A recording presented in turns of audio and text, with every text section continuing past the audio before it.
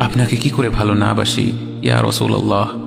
যখন আপনি আমাকে ভালোবেসেছেন সেই 1400 বছর আগে, যখন আপনি আমাকে মিস করতেন, আশা করতেন যেন আমার সাথে দেখা করতে পারেন, অথচ তখনও আমি জন্মই হইনি।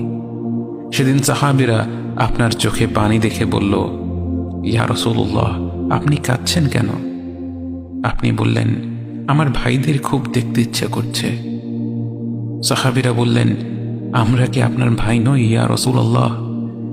আপনি বললেন, না, তোমরা আমার সাহাবী।